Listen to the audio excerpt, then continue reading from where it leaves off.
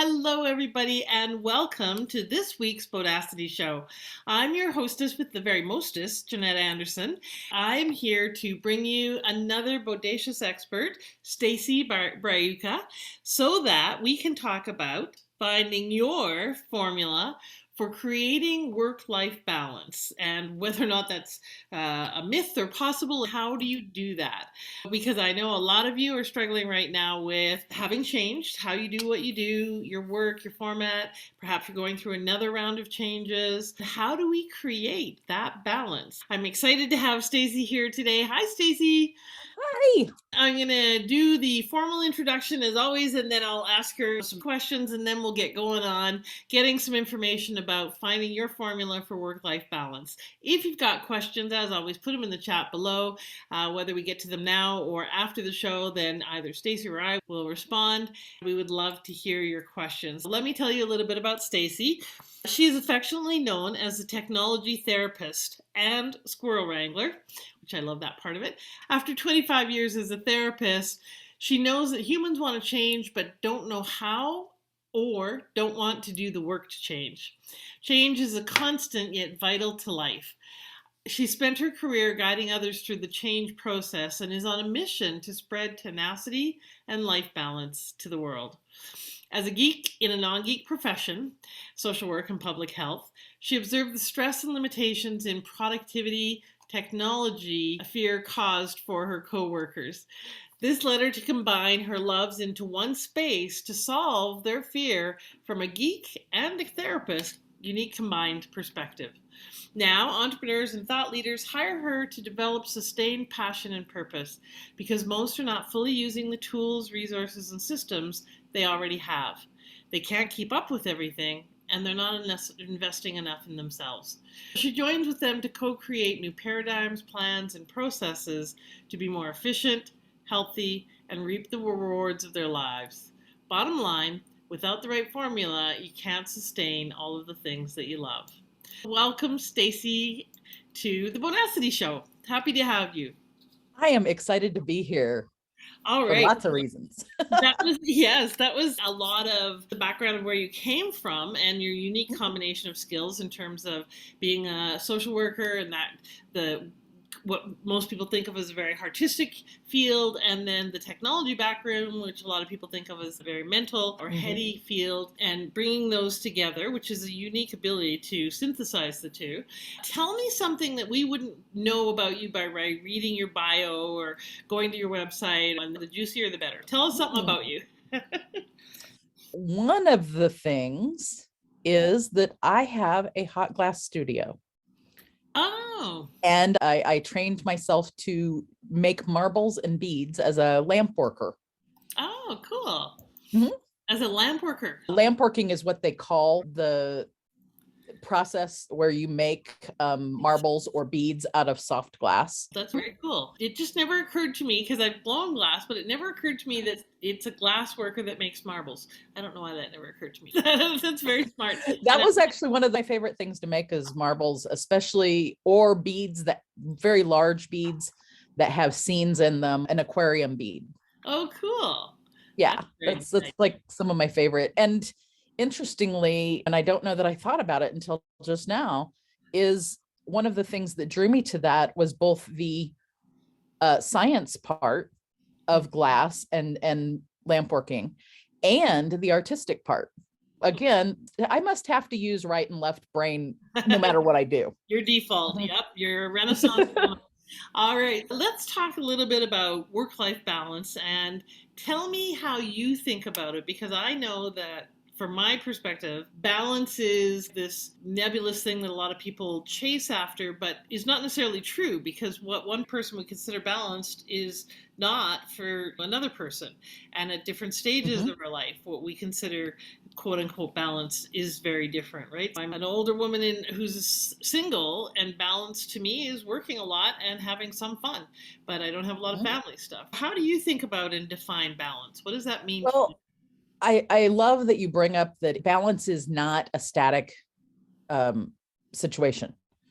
Balance is definitely, it's not entirely elusive, or I wouldn't be talking about it. because why talk about something that's entirely elusive? But it is dynamic, and it changes in our different life stages. It changes for one person or another. Somebody else's balance, I may look at it and go, holy crap, that's a tightrope and I might fall in my butt. No way. Definitely each person, you could even have two people in the same family and their idea of balance is going to be vastly different from each other. I would say that it is mitigating the negative or the challenging impacts of various pieces of your life, and figuring out how to either accentuate or weave in the things you love. Because if we're not doing the things we love, then frankly, that's almost a waste of our breath too. Yeah, I hear you. Especially the older you get. Exactly. I'm a lot about what's your why and why do you do what you do, because it's always interesting to hear what people do, and we'll get to that in just a moment. But it's also really fascinating to find out why you went down this particular path. Why does this matter to you so much? Why do you care if people have work-life balance? Where did all of that come from? I think some of it, obviously, I'd be lying if I didn't say that it wasn't my own journey in finding that. Just the hero's journey alone, when you think about the hero's journey and going through, one of the pieces of my origin story was a mentor of mine saying to me one day, Stacy, if you don't learn to focus on things, you are never going to get anything done. You have amazing stuff in your brain. If you don't learn productivity and focus skills, you'll never get anything done. At that time, I didn't have it wasn't that I couldn't, but I had not applied those things to the things I loved. I applied it to things other people wanted me to do. Mm-hmm. But I started delving into learning about those things. Then I realized that if I shaved off little bits of time that way, I could do more of the things I love. As a social worker, it's drilled into us, but we're also really horrible at self-care. Because at its core, balance is really about self-care and relationships, but at its core. All right. It sounds like there was a message along the way around learning focus so that you could do and have more of what you wanted, but also recognizing that you really needed self-care in that process, that it couldn't be all of one or all of the other. Let's actually talk a little bit about self-care first, and then I want to dive into your formula because it's fun and we want people to know what it's all about. What does self-care mean to you? Because people use that word a lot. They talk about it, and like you said, a lot of people advocate it. They don't do it, but they advocate it. What does it actually mean? Self-care is not a spa day. I'm going to start with what it doesn't mean.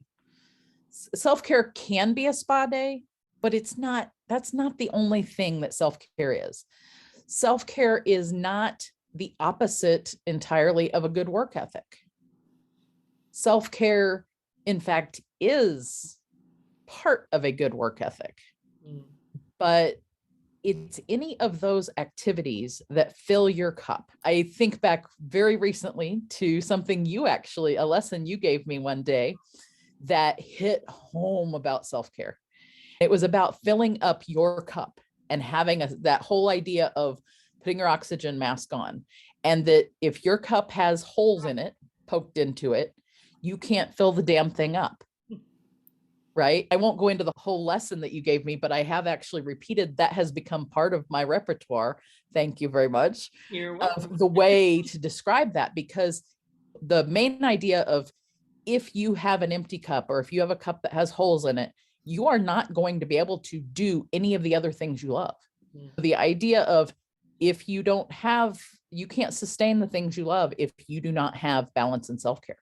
You've got to have it's the whole idea of oxygen mask on first.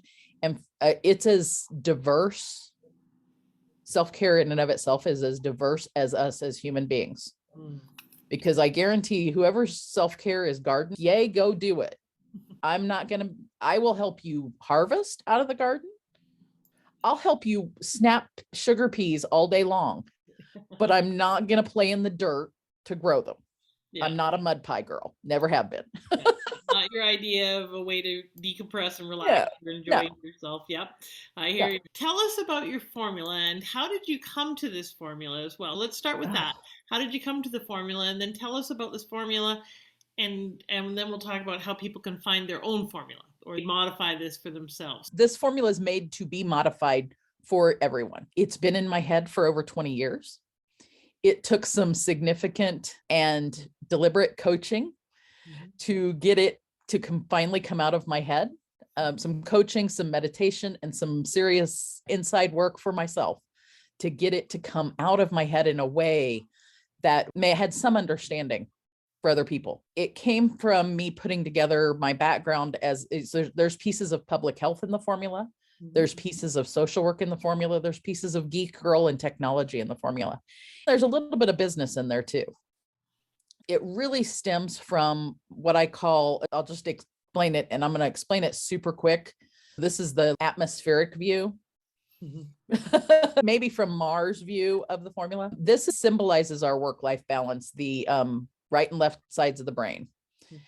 And these four, that's where we all want to go. We all want some form of balance, even though it's this elusive thing, we're reaching for it. These four, there are four items here, even though there only look like three symbols. This stands for two of the different symbols. These four things are what I call the four silent S's. They're the things that are underneath all of our healthcare problems. They were under all of our healthcare problems prior to COVID, and COVID has actually exacerbated many of them. Okay. It's made some good changes too, which I can get into, but it's exacerbated them to a large extent. And they are lack of sleep and lack of self-care. That's where our self-care comes in over here. Increased stress and increased societal stigma. Now, societal stigma is a very large one. It includes things from masking or not masking, all the way up through this huge, vast, cavernous continuum, up through war and living through things like that. These two pieces right here are generally outside of our ability to control them to a large extent. We can't necessarily control what other people impose on us, peer pressures, or things we feel from other people. We can't necessarily control all of the stress coming our direction. But these two over here, we can control our self-care. We can make changes in it, and we can make changes in our sleeping patterns, sleep hygiene that they call it. It's not just patterns, it's a whole vast thing around sleep. If we do that, it comes up to what I call the solution line. If you're not a math person, don't look at this as a math problem. If you are a math person, don't look at the symbols as pieces of artwork. The formula is drawn in a way to be right and left brain very much on purpose as well. Just pay attention to these are the problems down here, and these are the solutions up here. All right, if you're not a math person. So I meant to clarify that at first, because I've had people go, oh my God, it's math. Look at it as these are the problems. Here's the solution. It moves up to the solution because we can make changes in it. And it gets multiplied in because it has that much of an impact. All right. The next symbol right here stands for mindset. It's a guy thinking, automation, and that's like a flow chart, and then delegation. So it's like a delegating tree. MAD focus skills. MAD stands for mindset, automation, delegation. And then the focus skills are those productivity hacks that I've learned and I love to teach people because they help take time off of, on the tasks that we need. Mindset's obviously the things we're thinking about. Automation includes not just technology, not just the physical hardware or software that we have, but it also includes this technology that we carry around with us all the time. Automation, you can replace the word technology, but I want you to think about not just the geek stuff, but think about this technology because it is a vast computer in and of itself. Our habits are basically our automation when that comes to play. We also have automation between ourselves and the device. And actually, when it comes to business, the automation between the human and the technology is one, the scariest part for many people, but it's also the vital part of making the technology work for you in a business sense. You have to, here's an example. You can have the best CRM in the world, but if you don't make your follow-up calls, CRM's not going to do you shit. Mm-hmm. Oh, wait, it's Bodacity. Hopefully that's okay that I said that. Yeah. It's not going to help you at all unless you have the habit built in as well. We have habits with ourselves and the machine. And then delegation, of course, is things we don't want to do, don't have time to do, can't do. We all got to get something off of our plate. And the same place we're all wanting to go is right here where the magic tricks are. And this is where you come in, Jeanette, as an amazing coach, because this is life's passion or your life's magic tricks. In order to really understand what your life passion is, you've got to know your why. This is where Jeanette helped me birth the formula, literally, is because she helped me understand some of those things about myself and have an inner deep dive into what was really trying to come out of my head. I can't explain, other than that coaching, some meditation, and some inner work, that this formula was actually born in September because of, partly, like literally, she was like one of the midwives that helped birth the formula. She was the formula doula. I like that. I need to get new business cards with formula doula on them. Yeah, she was one of the there's a handful of formula doulas that were involved in the birthing of this formula, because it's just been stuck there. Right. If you've got something that's stuck in your head that also is a unique perspective from yourself. Mm-hmm. The way I describe that is I describe it as oil and vinegar, because social work and public health are over here and geek stuff's over here. Usually those two things don't go together. But if you put oil and vinegar together and you shake it up really hard, it's still not mixed, but it is in a mixture that tastes great on salad. I shook up all my stuff in my head and the formula came out and it works. And applying the pieces. It's applying the pieces of the formula that make it your formula versus mine. Right. Just a couple quick things. I agree with you. Sometimes the things that we have in our brain are just on the end of our nose and we can't quite see them. It really helps to have someone pull that back so that we can get perspective. And I just wanted to let you know that Fritz says that he likes your direct approach, gives him ideas for how to get his message across. Okay, let's get to the last piece on the formula because we've only got a few minutes left and I want you to give people some practical tips on how they can adjust their mindset automation or delegation so that they can start to get more balance right now. Let's finish the formula real quick and then let's go to those tips. Really, the last part of the formula is this is where we all want to live is within our life's passion with balance. I had wrapped that in a way. You said tips on mindset automation and delegation? Right. Or any of the practical tips about ways to find your formula or just ways to create more balance. One I love giving, because self-care is such a huge piece of the formula and we don't always think about it, is to take a piece of paper. Right at the top of the piece of paper, you're going to write columns of things. The first column is 5 minutes. The second is 30 minutes. The third is 2 hours. The fourth is 1 day. And the fifth is 1 week. Okay. Now, what you're doing is you're going to put activities that you enjoy that fill your cup up that can be done in those times. For 1 week, it might be going on a Caribbean cruise. I'm going on one in January 2023. I'm going to do something else before, but I need other things in that 1 week column. Anything in the 1 week column that take long.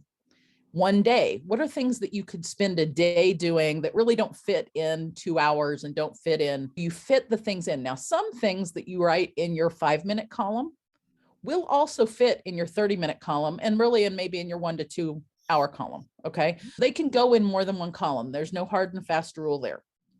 But the idea is you are creating what I call a menu of self-care, because everyone should have at least 5 minutes. And this is the ideal, and it's not cumulative. It is 5 minutes every hour, 30 minutes every day, 1 to 2 hours every week, 1 day every month, 1 week every year of self-care. Now, that's not that it adds up to the 1 week. The 1 week is on top of the once a day every month. You're talking 12 days in the year, plus your week, plus, and that's the ideal. But what happens is when we're like, oh, okay, I need to do this 5 minutes a day thing. The 5 minutes comes, maybe you set a timer on your phone, which is a good idea, to say, okay, it's self-care time. And you go, crap, what am I going to do? Right. You can't think of at the moment what you want to do until you've built it into your schedule. Yeah. Okay, so that you're creating the menu, you have a menu of things to pick from. The other secret in that is treat your self-care just like you would an appointment with a client, Yeah. with your boss, with going to the doctor, because if you've got an appointment with somebody, what does it take to break that appointment? Yeah, we break our agreements with ourselves way too easily. And you have to keep that agreement with yourself to do the thing. So I think that having that menu is a great idea, but then I would actually encourage you to go, you said that's optimal. I actually think that's got to be the minimum amount of self-care that you should build in personally. Oh, certainly. A little bit, but it's a great start. It's not optimal. It is the minimum, but it is where it's a starting point. Yeah, I think that's great. I think you want to put that calendar on your fridge or by your desk or somewhere where you're going to see it so that it actually prompts you to go and do that. Stacy said, go put it in your calendar too. And don't skip over it or rebook it or treat it like you would any other appointment. Okay, we've only got a couple minutes left, and I want you to tell them about what you have coming up, your Find Your Formula workshop. Yeah, the very first Find Your Formula workshop. It's going to be a 4-hour dive into the pieces of the formula with some interactive activities to do both individually and potentially in a couple of group things to start gathering together the pieces and parts of your formula. It's to start things like that self-care menu. When you say your formula, what I'm hearing, Stacy, is that you want to find the optimal balance for you of what are the mindset shifts you need to make? What is the automation, delegation that would support you in having the kind of balance you want right now? What are some of the things you can do for self-care where can you address it in ways that makes you more functional and feel more balanced in your life? Right. So it's the process of going through each of those considerations and having them map out what fits for them, what makes sense for them at this point. Yes, very much. Love it. And again, folks, this is not something we give ourselves permission to take the time to do, and often don't even have a structure for doing it and a way to approach it. When you have someone guide you in pulling that information out of your head so you can see it and then put it places, the odds of us living into that more, doing that more, is so much higher than if we're just trying to figure it out on our own or noodle it on our own or have some vague intention that we just never get to. Let's wrap up, Stacy, with what else do you do and how can people get in touch with you? I put the link for your course in the chat. What else do you do to help people and how can people find you? One of the things that I've been doing is I do have a podcast now, and I am live every day on an app called Wisdom, which I will give you that link too.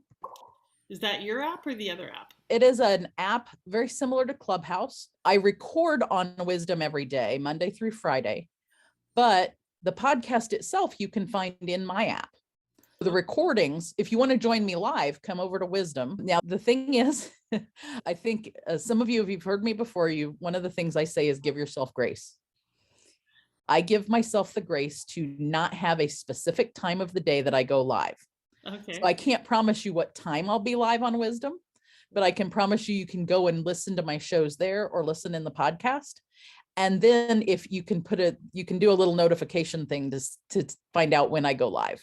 Okay, and I like some of your titles. It's Find Your Formula Friday, Take Time Thursday, If Not Now, Wednesday, like at the end. I love those. Technology Tuesday, and today is Mindset Monday. And I haven't done my recording yet, so I will be over there probably in the next couple hours. Cool. That's very cool. One of the things you do call yourself the technology therapist. What's one of the things that you really help people with besides finding this work-life balance? What is that technology therapist piece about? The geeky girl loves to help people look at the systems and processes they have in their technology. Look at what technology they're using, what's their technology literacy, what is their use case for the technology, what do they need done, and help them find the right pieces, parts, and processes that work for them, have hopefully the least amount of friction and challenge with the technology playing nice with each other. Because a lot of times, if you have toy over here, I call them toys, but most people would call them frustrations. You have app A and app B and app D and F. They don't all play nice together, but you need those pieces and parts. It's helping them find a system that works for them, or helping make those pieces and parts work together in the automation, literally helping them put together the automation, but also helping them deal with the fear, the frustration, and their own feelings about the technology too. Awesome. I love that.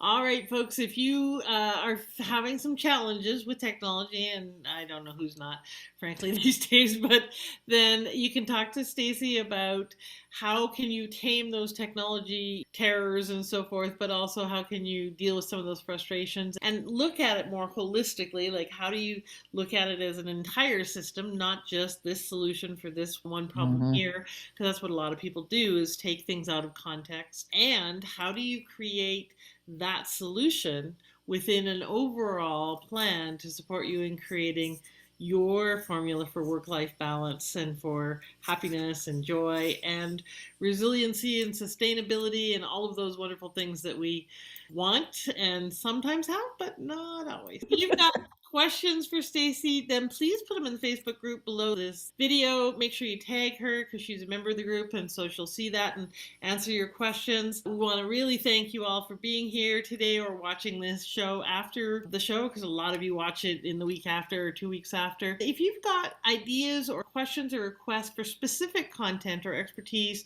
things that you would like more help with, please let me know. Just send me a DM and I will either find the expert or I'll provide the expertise in one way or another to make sure that we can help you be the difference that only you can be. That's the whole idea behind all of this. We are looking at renaming the Bodacity's Action Heroes to the Purpose and Profit Sisterhood, simply to make it more clear what we're up to. Because, little tip here, don't name your group something that no one knows what the hell you do. Name it what it's about, which doesn't mean Fritz, by the way, and any other gentlemen that are watching, doesn't mean that it's not also for a few smart men, because we have quite a few smart men as part of our group as well. Tasha said, thank you, great tips.